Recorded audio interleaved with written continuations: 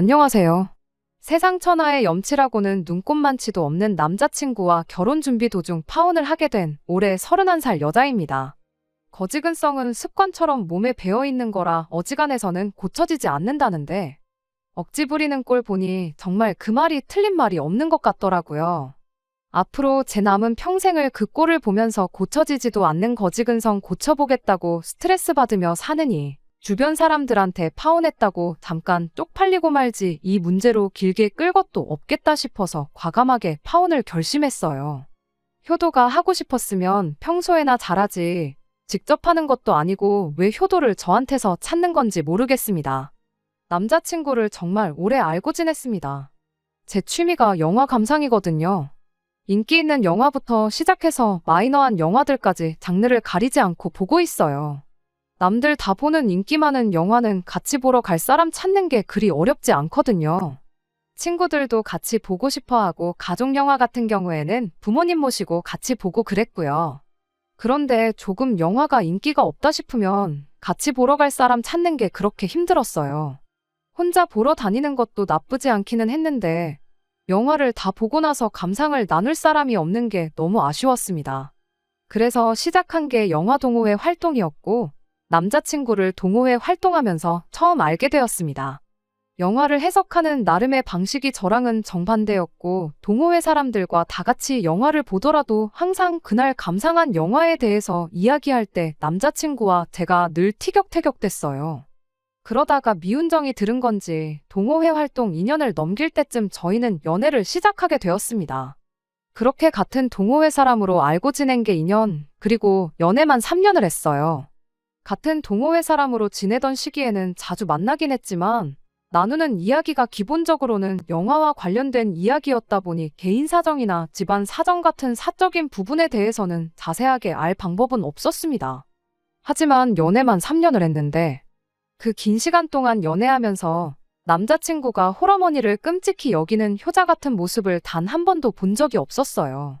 3년 연애하는 동안 단 한 번만이라도 홀어머니에 대한 효심을 제 앞에 한 번이라도 보여줬었다면, 그리고 그걸 보고도 제가 결혼을 결심했던 거라면 저도 이렇게까지는 하지 않았을 것 같습니다. 연애 3년 차를 지날 때가 제 나이 31, 남자친구 나이 33이었으니 당연히 결혼을 생각하지 않을 수가 없었습니다.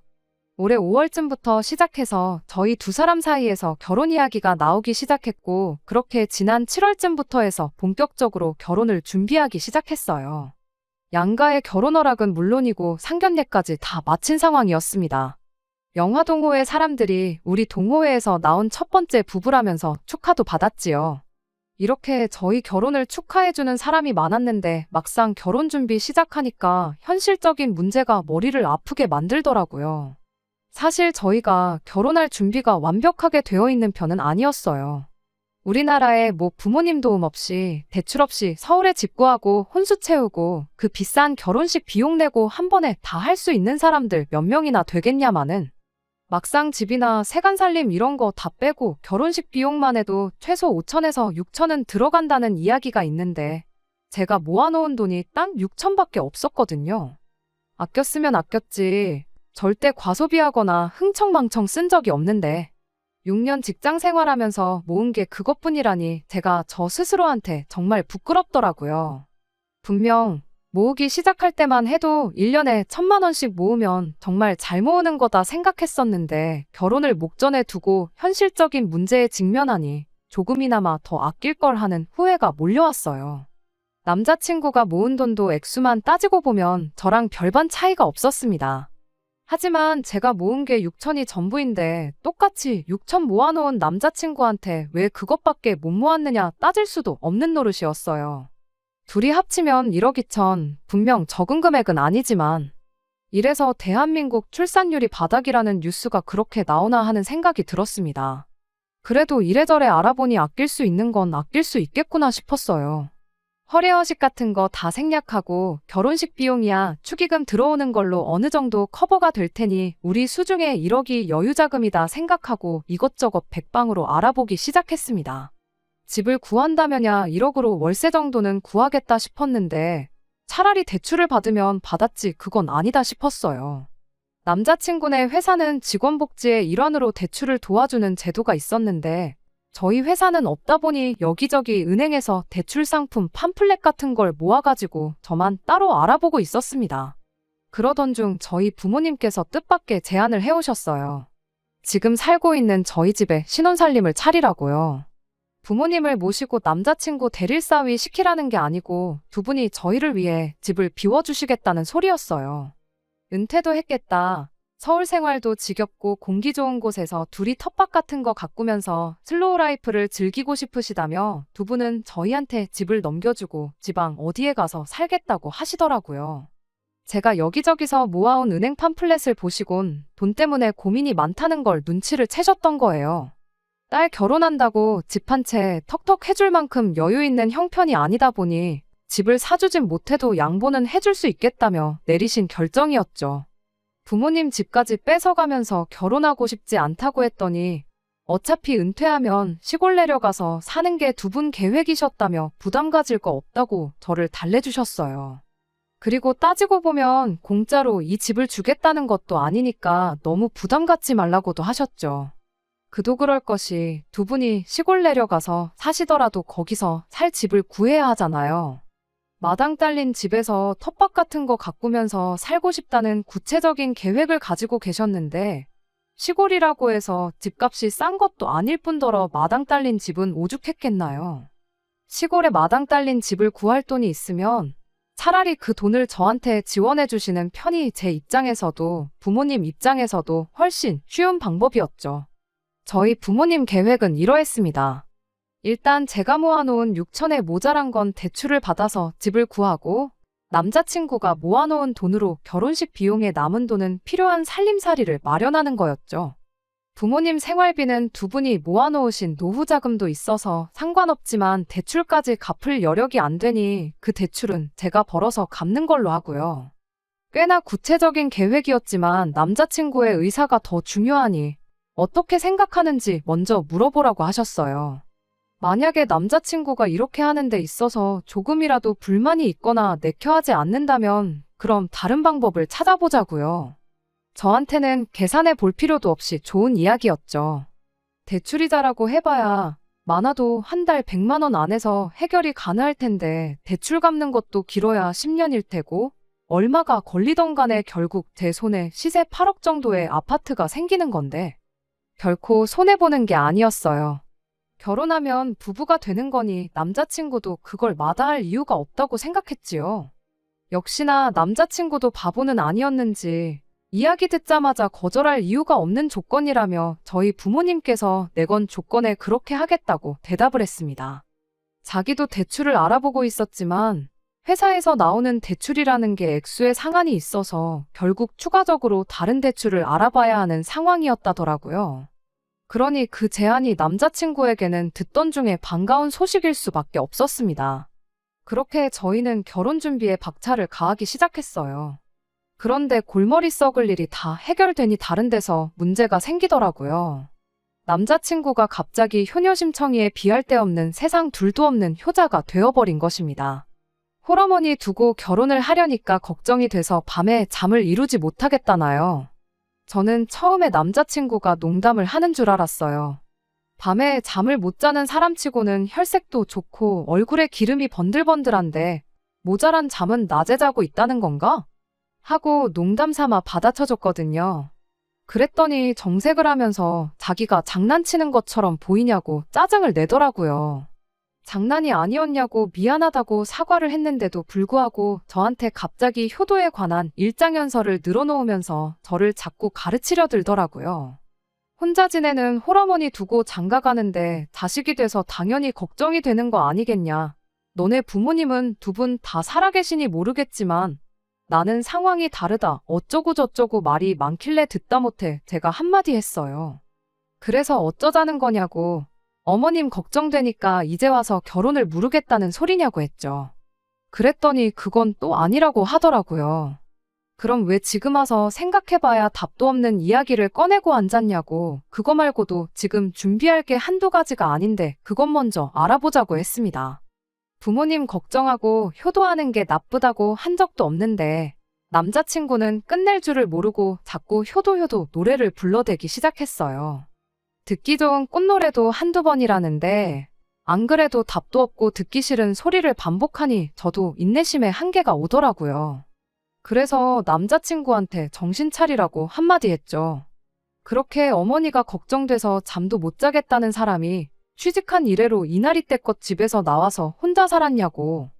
진작부터 어머님하고 한 집에 살면서 효도하던 사람이면 모를까 왜 이제 와서 효자 노릇을 찾냐고요. 결혼하고 나서야 비로소 진짜 효자가 된다더니 남자친구가 딱 그런 부류의 사람인가 싶어서 언제부터 그렇게 효자였는지 주제 파악 좀 하라는 뜻이었어요. 그랬더니 남자친구가 한다는 소리가 자기가 나와서 사는 게 효자 노릇하는 거라 나와서 살았던 거라고 속사정도 모르면서 그렇게 맘대로 판단하지 말라고 제 말을 되받아치더라고요. 따로 사는 게 효자 노릇이라니 그게 무슨 소리냐고 물었죠. 그랬더니 어린 반푼어치도 없는 소리를 세상 진지하게 설명을 하기 시작했어요. 어머니가 혼자 몸으로 아들을 키웠다는 것부터가 보통 정성으로 되는 게 아니다. 너는 편모 가정에서 살아본 적도 없지 않냐? 부모님 두 분 다 살아계시니 죽었다 깨어나도 모를 거다 하면서 남자친구 어머니가 남자친구 본인을 얼마나 아끼고 사랑하는지에 대해서 이야기를 하더라고요. 뭔 소리 하는 거냐고. 그럼 우리 부모님은 어머님에 비해서 나를 덜 사랑하시고 덜 아낀다는 말이 하고 싶은 거냐고 되물었죠. 부모가 자식 사랑하는 게 다 똑같은 거 아니겠나요? 남편이 살아있다고 자식을 덜 사랑하고 없으면 더 사랑하고 그렇게 따지는 게 아니잖아요. 수치로는 표현할 수 없는 게 바로 자식 사랑이죠. 제가 저렇게 대답을 하니 남자친구가 갑자기 꿀먹은 벙어리가 되어서는 잠깐 아무 말도 못하더라고요. 그러더니 갑자기 말을 바꿔서 그런 게 아니라 어머니가 혼자 몸으로 자기를 키웠기 때문에 조금 극성맞은 게 있다는 소리였대요. 말인즉슨 남자친구 어머니가 남자친구를 너무 아끼는 나머지 눈치까지 봤다는 소리였어요. 자기가 퇴근하고 집에 돌아오면 별로 피곤하지도 않은데 자기 쉬는데 방해될까봐 어머니가 집에서 TV도 제대로 못 보시고 방에 들어가서 조용히 계신답니다. 퇴근하고 집에서 저녁을 먹을라 치면 밥도 간단히 먹어도 그만인데 남자친구 어머니가 체력은 밥심에서 나오는 거라며 매일같이 진수성찬을 차려주신대요. 퇴근 시간 한 3시간 전에 장을 봐오셔서 신선한 재료로 퇴근 2시간 전부터 땀을 뻘뻘 흘려가며 뜨거운 부엌에서 저녁 준비를 하신다나요. 그러니까 같이 살면 어머니가 오히려 자식 눈치 본다고 편하게 계시지도 못하고 자식 뒷바라지 해주느라 자기 시간도 자유롭게 못 쓰고 오로지 자식한테만 얽매여 계시는 게 싫어서 집에서 나온 거랍니다. 뭐 나름 설득력은 있는 소리긴 했지만 남자친구를 제가 하루 이틀 알고 지낸 것도 아닌데 그게 반은 맞고 반은 틀린 소리라는 걸 단번에 눈치챌 수 있었어요. 일단 남자친구가 어머님 집에서 따로 나와 살고 있던 집이 어머님 집에서 지하철로 고작 한 정거장 거리밖에 안 되거든요. 지하철 한 정거장이면 솔직히 같은 동네나 다름없고 조금 피곤하긴 하겠지만 맘먹으면 산책 삼아 걸어서도 갈 수 있는 거리잖아요.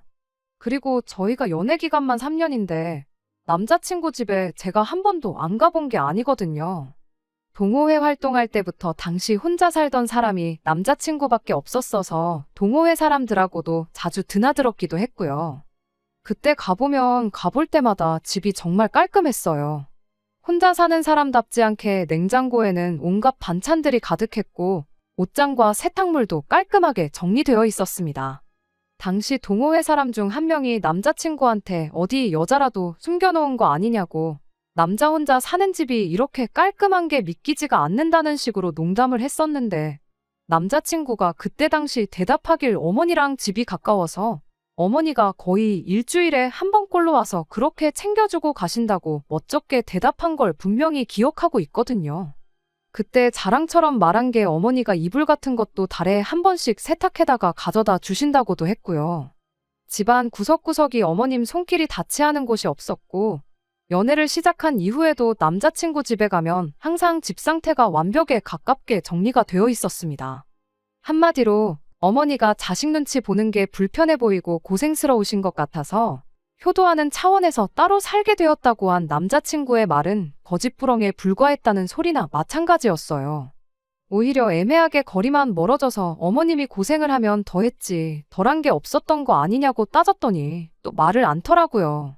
쓸데없는 소리 할 시간에 빨리 다른 거나 알아보자고 말했는데 그제서야 남자친구가 혼자 지내시게 될 어머니가 걱정이다 하면서 말을 꺼낸 진짜 이유를 슬쩍 떠보듯이 꺼내왔습니다. 저희 부모님이 시골 내려가 살게 되면 그러니까 우리 결혼하걸랑 그 집에 남자친구 어머니를 합가시켜서 한 집에 같이 살면 어떻겠냐고요. 방도 3개의 집도 넓던데 어머니가 같이 살면서 집 정리하는 거 도와주고 하시면 되는 거 아니겠냐고 자기 혼자 살던 집 깔끔한 거 보지 않았느냐며 워낙에 정리정돈 안 된 거 못 버티는 성격이시니 같이 살면 분명히 여러모로 도움을 주실 거라고요. 저는 그 말을 듣고 제 귀를 의심하지 않을 수가 없었습니다. 설마 저게 제정신으로 하는 소리인가 싶었어요.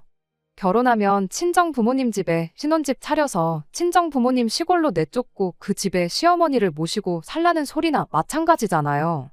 차라리 농담이었으면 좋겠다 싶었는데 남자친구 표정을 보나 그 말 꺼내기 전에 혼자 지내는 어머니 걱정된다면서 효다 타령 노래를 부르던 걸 보나 장난은 절대 아니겠구나 싶었습니다. 방금 5분 전까지만 해도 한 집에 같이 살면 어머니가 신경 쓸 게 너무 많아서 불편해하신다고 그러니 나와서 혼자 사는 게 효도라고 하던 인간이 갑자기 결혼하면 어머니를 한 집에 모시고 살자고 하니 당황스러운 것도 당황스러운 거지만 무엇보다 어이가 없었어요. 제가 원래 남자친구한테 말을 심하게 하지 않는 편인데 그 순간만큼은 뭐라 하지 않을 수가 없더라고요. 미쳤냐고, 제정신으로 하는 소리냐고 따져 물었죠. 그랬더니 남자친구가 한다는 소리가 자식이 부모한테 효도한다는데 그게 왜 미친 거냐고 저한테 오히려 짜증을 내더라고요. 방금 전까지 나누던 말이랑 앞뒤가 한 개도 안 맞는 걸 떠나서 지금 이 상황에 합가를 요구하는 것부터가 말도 안 되는 거 모르냐고 했더니 기껏 한다는 소리가 그러면 너무 불공평한 거 아니냐고 하는 겁니다. 불공평하긴 뭐가 불공평하냐고. 시세 8억 하는 아파트를 거의 거저주신다는 거나 마찬가지인데 6천으로 혼수해오고 결혼식 비용 마련해오는 게 전부인데 그 와중에 어머님까지 모시자고 하는 게 불공평한 거 아니냐고 물었더니 자기가 돈 때문에 불공평하다는 게 아니랍니다. 그럼 대체 지금 이 상황에 어디에 뭐가 불공평한 거냐 물었더니 저보고 너는 여태껏 부모님 모시고 살지 않았느냐고. 그러니 이번엔 내 차례 아니겠냐고 하는 거예요. 이 인간이 미쳤나 싶었죠. 영화 이야기 나눌 때는 생각지도 못한 해석을 꺼내면서 보기보단 똑똑한 인간이구나 싶었는데 한다는 소리가 고작 이 정도 수준이라니. 내가 부모님을 모시고 살았다는 건 또 무슨 소리냐고. 여태껏 내가 부모님 집에서 같이 살았다는 걸 모시고 살았다고 이야기하고 싶은 거냐고 물었더니 그게 맞답니다. 어이가 없어서 웃음이 다 나오더라고요.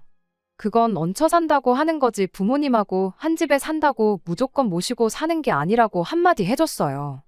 같이 사는 게 모시고 사는 거라면 너야말로 모시고 살 기회가 몇 년이고 있었는데 간섭받는 거 싫어가지고 집 나와서 살고 있는 거 아니냐고. 왜 갑자기 효도 타령을 하면서 같이 못 살아서 안달이 났냐고 했습니다. 하지만 남자친구는 좀처럼 고집을 꺾을 생각이 없어 보였어요. 저도 바보 같은 게 그러면 결혼 안 하겠다고 그 자리 박차고 일어났으면 되었던걸. 어떻게든 남자친구 생각 한번 바꿔보겠다고 발버둥을 쳤었죠. 앞뒤도 안 맞고 말도 안 되는 소리를 하고 있는 게 분명 남자친구 혼자만의 생각이겠거니 싶어서 그냥 더 길게 말할 것도 없고 남자친구 어머니 본인의 의견을 듣는 게 더 빠를 것 같아서 그 길로 남자친구 집으로 향했습니다. 남자친구 말로는 자식 눈치 엄청 보시는 분이시라니 분명히 이렇게 하면 혼사짜리 파탄 날 걸 알고 계실 텐데 당연히 아들한테 쓸데없는 짓 하지 말라고 한마디 단단히 일러주시겠거니 했거든요. 그런데 이 합가가 남자친구 혼자만의 생각이 아니었다는 걸 남자친구 어머니 집에 도착하고 나서 알게 되었습니다. 앞뒤 안 맞는 소리를 한 게 남자친구 생각이 아니라 남자친구 어머니 생각이었던 거예요. 여태까지 너는 부모님 모시고 한 집에서 살았으니 이제 우리 엄마 모시고 살 차례 아니겠냐고 했던 그날 했던 말 중에 제일 멍청하고 바보 같은 말은 남자친구 머리에서 나온 거였기는 하지만요.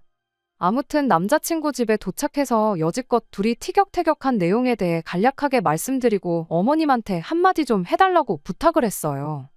그때까지만 해도 당연히 남자친구를 말려주실 줄 알았으니 찾아간 건데 세상에나? 남자친구 어머니는 더하면 더했지 절대 덜하지가 않더라고요. 그게 뭐 잘못된 거냐. 장성한 아들이 여지껏 자기 혼자 몸으로 자기 키워오느라 뼈 빠지게 고생한 어머니를 모시겠다는데 왜 그게 안 된다는 거냐 한마디 했으니까요. 그때 눈치챈 거죠. 갑자기 집 문제가 해결이 되고 그 와중에 살게 될 집이 또 넓은 집이니 이참에 어떻게 저를 잘 구워 삶아서 한 집에서 같이 살 생각으로 계획을 꾸몄다는 사실을 말이죠. 저랑 둘이서 이야기할 때는 찍소리도 못하던 남자친구가 이제는 든든한 자기 편이 생겨서 그런가 옆에서 말을 보태기 시작했어요. 억지 부리는 사람이 둘이고 저는 혼자니 그 상황만 두고 보면 자기들이 정답이고 제가 틀린 소리를 하고 있는 것처럼 보였나 봐요. 생각해보라면서 어머니 모시고 한 집에 같이 사는 게 저한테 결코 손해가 아니라고. 아까 말했던 것처럼 어머니가 그냥 오시겠다는 게 아니다. 어머니가 오시면 분명히 집안일 하는 거 도와주실 텐데, 그리고 행여나 나중에 아이 생기면 시골 가서 살고 있는 너네 부모님이 도와주실 것 같냐. 그때 가면 어쩔 수 없이 우리 어머니 도움을 받아야 하는데 그냥 처음부터 모시고 사는 게 더 낫지 않냐. 그냥 집에 돈 안 줘도 되는 상주가사 도우미 한 명 들였다고 생각하면 마음이 편하지 않냐. 뭔 말도 안 되는 소리를 하고 있더라고요. 그 와중에 어머님이 집안일을 도와주시는 게 제가 몸이 편할 거라고 하는 게 모르긴 몰라도 결혼하면 집안일은 일절 손을 안 댈 것 같이 말하고 있는 것처럼 보였어요. 웃긴 건 그 와중에 어머님은 남자친구가 했던 말이 거슬렸나 보더라고요. 며느리가 있는데 내가 왜 집안일을 해야 하냐. 그리고 돈은 또 왜 안 주냐고. 집안일은 내가 도와는 줄 테니 그걸 가지고 돈을 달라고 하진 않겠지만 아이를 봐주게 되면 그건 이야기가 달라진다면서 그렇게 되면 그땐 달에 200 정도는 받아야 되겠다고 하는데 참 어이가 없었습니다. 두 사람이 하는 꼴 때문에 있던 결혼 생각도 없어지게 생긴 판인지도 모르고 월이백이니 상주 가사도우미니 어쩌니 김칫국을 한 사발 들이마시고 있는 꼴을 보니까 말이에요. 제가 시큰둥하니 대답도 없고 별 반응이 없으니까 두 사람이 이건 뭔가 아닌가 싶은 생각이 들었나 봅니다. 그러고선 마지막 숨겨놓았던 비장의 카드를 꺼내들더군요. 일단 남자친구가 먼저 어머님이 혼자 살고 계신 집 전세금 이야기를 꺼내왔어요. 이 집에 전세금으로 1억 2천 정도가 묶여있는 상태라고요. 그 돈하고 자기 돈까지 합치면 거의 2억에 육박하는 돈이지 않냐고. 그 돈으로 집도 새 집처럼 리모델링도 하고 혼수 같은 것도 최신 제품으로 갖추면 너도 불만 없겠지 않냐고 하는 겁니다. 세상에나 정말 이 정도로 멍청한 사람은 아니었는데 사람이 뭐 하나에 정신이 꽂히면 똥인지 된장인지도 구분을 못한다는데 남자친구가 딱 그 모양이었습니다. 리모델링 그거 뭐 새 집처럼 고치는데 목돈 들어가는 건 저도 알고 있습니다. 신혼살림으로 최신 가전 집에 도배해 놓는 것도 좋죠. 하지만 딱히 안 고쳐도 그만인 집이고 안 바꿔도 되는 살림이에요. 목돈이 들어간다고 한들 남자친구가 낼 수 있는 돈이라면 저도 충분히 제 돈으로 할 능력은 되거든요. 저 말 그대로 남자친구한테 말해주고 그렇지 않냐고. 그리고 어머님이 전세금 빼서 들고 오시면 그 돈이 내 돈이 되는 것도 아니고 어머님이 뭐 냉수만 드시고 살 것도 아닌데 어머님이 같이 살면서 추가적으로 들어갈 생활비는 생각 안 하느냐고 따졌습니다. 남자친구가 말발에 밀리기 시작하니 이젠 어머님이 지원 사격에 나섰어요. 협박이라고 한다는 게 아주 무섭지도 않더라고요. 네가 나랑 합가할 생각이 없다면 나도 다 생각이 있다면서 그럼 내 아들이 모은 돈은 내가 가져가는 걸로 해야겠다. 이렇게 한마디를 하시대요. 제 돈에 추가적으로 대출을 받아서 저희 부모님이 시골에서 지낼 집을 구하기로 했고 남자친구 돈으로는 일단 결혼식 비용 먼저 하고 신혼살림 급하게 장만해야 할 것들 위주로만 구하기로 했다고 했잖아요. 그런데 거기서 남자친구 돈을 한 푼도 못 쓰게 만들면 당장 제 돈으로 결혼식 비용이며 살림살이 장만하는 걸 해야 했으니 남자친구 어머니 입장에서는 그 돈만 틀어막으면 제가 고분고분하게 나올 거라고 생각했던 거죠. 결혼 생각도 싹 달아난 마당에 그렇게 나오니 파토를 내지 않을 이유가 없었습니다. 그래서 그렇게 하시라고 했어요. 처음엔 그렇게 하시라고 한 말이 제가 백기를 들고 항복한 줄 알았는지 두 사람 다 회심의 미소를 짓더라고요. 오해는 풀어줘야겠다 싶어서 바로 한마디 해줬습니다. 그 돈을 가지고 구워 먹든 삶아 먹든 편할 대로 하시라고 그냥 안 하면 되는 결혼을 그 돈 없으면 누가 무서워서 벌벌 떨 줄 아셨냐고요. 두 사람 진짜 목적이 합가해서 살고 싶은 건지 아니면 신혼집 문제가 돈 한 푼 안 들고 해결이 되었으니 아들이 모아놓은 돈을 엄마가 갖고 싶어 하는 건지 잘은 모르겠지만 나는 둘 다 할 생각이 없으니 그냥 결혼을 포기하겠다고 했습니다. 그래도 어머님은 참 좋으시겠다고 했어요. 엄마랑 같이 사는 거 불편하다고 걸어서 15분 거리에 집을 구해서까지 혼자 살던 아들이 이제야 정신 차리고 진정한 효자가 되었으니 기분 참 좋으시겠다고요. 이참에 결혼 파토나더라도 아들을 집으로 다시 불러들이시던지 아님 아들이 혼자 살고 있는 집으로 들어가시던지 아무튼 두 사람이 꼭 한 집에 살라고요. 그리고 아드님이 바로 5분 전까지 어머님 돈 안 줘도 되는 입주가 사도움이라고 말했던 건 평생 기억하고 계시면 참 좋겠다고도 한마디 해줬네요. 그리고 곧장 고개를 돌려 남자친구한테도 한마디 해줬습니다. 결혼한다고 하니까 그동안 못했던 효도가 생각나서 아쉬웠나 본데 남한테 대리효도 시킬 생각 말고 너부터 똑바로 효도하라고요.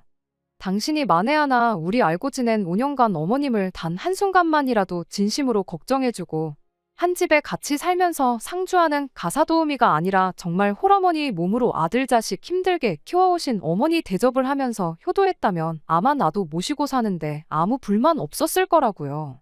그런데도 당신은 끝까지 나 대신 잘해줄 며느리가 생겼으니 한 집에 모시고 살아야겠다는 말만 하지 않았냐. 지금 상황이 내가 이 결혼을 파토내는 것처럼 보일 테지만 진짜 결혼을 파토낸 건 내가 아니라 당신 주둥이 때문이라고 그거 잊지 말고 앞으로는 어머님한테 효도하면서 살고 너가 효도하는 만큼 당신 어머니한테 효도해줄 수 있는 여자 찾아서 결혼하라 한마디 진심 어린 충고해주고 자리에서 일어났습니다. 그렇게 제 결혼은 시작도 못하고 끝이 나고 말았어요. 후회나 아쉬움 같은 게 하나도 남지 않는 걸 보니 암만 단 하루를 시달렸다고 해도 정말 잘 내린 결정이구나 싶습니다. 한참 시골에 집 알아보고 계시던 부모님도 뭐 그런 집구석이 다 있냐며 혀를 차셨고 길게 끌어봤자 시간만 낭비하는 꼴이고 결혼을 했어도 그 마지막엔 이혼이 기다리고 있었을 테니 이혼보다는 파혼하는 게 100번 낫지 않냐면서 저를 달래주셨어요. 이왕 저한테 주기로 한 거 두 분은 하던 대로 시골에 살곳 구하고 집은 저한테 바로 증여를 해주시겠다 했는데 제가 거절했습니다. 당장 결혼할 사람도 없고 지금 기분에는 결혼의 결자만 들어도 몸에서 거부 반응이 날 정도거든요. 저야말로 부모님 집에 얹혀 살면서 그동안 못 해본 효도나 하려고요. 안녕하세요. 결혼 파토내고 이렇게 2달 만에 다시 인사를 드립니다. 그냥 근황 정도 전하려고 왔어요. 결혼 파토내기로 하고 2주 정도 지나서 남자친구한테 연락이 한 번 왔었어요. 밑도 끝도 없이 자기가 잘못했다고 욕심 안 부릴 테니까 다시 시작하면 안 되겠냐고 3년이나 만났는데 이렇게 끝나는 거 억울하지도 않냐고 묻더라고요. 억울하다고 근데 결혼을 못해서 억울한 게 아니라 내가 3년이나 만난 사람이 똥하고 된장도 구분 못하는 머저리였고 그걸 못 살아본 내 자신한테 억울하니까 연락하지 말라고 전화 끊어버렸습니다. 그 후로는 남자친구한테 따로 연락이 온 게 없고요. 무슨 짓을 해도 제 마음을 돌릴 수 없다는 걸 알았는지 포기한 것 같더라고요. 그러다 얼마 전에 동호회 사람한테서 연락이 왔어요. 남자친구가 이제 동호회 활동을 안 나오겠다 했는데 저보고 다시 나올 생각 없느냐고요. 남자친구도 없는데 제가 안 나올 이유가 없지 않냐고 하면서 남자친구 소식을 전해줬어요. 어머니랑 대판 싸우고 사이가 틀어져서 열받아서 아예 안 보고 살기로 했다나요. 그러면서 집도 이사를 나가기로 했다고 합니다. 아예 어머니가 엄두도 못 낼 만큼 먼 동네로요. 되도록 회사 가까운 곳에 찾을 예정이고 그렇게 되면 동호회 활동 나오는데 자기도 힘드니 이사간 동네에서 새로운 모임을 가입할 생각이라고 했다네요.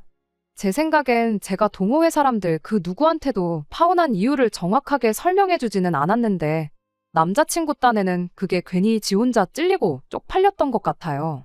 더 멀리서 사는데도 동호회 활동을 나오는 사람이 있는데 거리가 멀어져서 못 나간다는 말은 핑계에 불과한 거죠. 다른 것보다 어머니 때문에 파혼당했다고 대판 싸우고 이사까지 한 꼬라지를 보니 저런 놈하고 결혼 안 한 게 천만 다행 중에 다행이다 싶은 생각밖에 들지 않아요. 좋은 영화를 고르는 눈은 있어도 좋은 사람을 고르지 못했다는 게 아쉬울 따름입니다. 끝까지 들어주셔서 감사합니다. 오늘의 사연은 여기까지입니다. 구독과 좋아요, 알람 설정 부탁드리고 더 좋은 사연으로 다시 찾아뵙겠습니다. 감사합니다.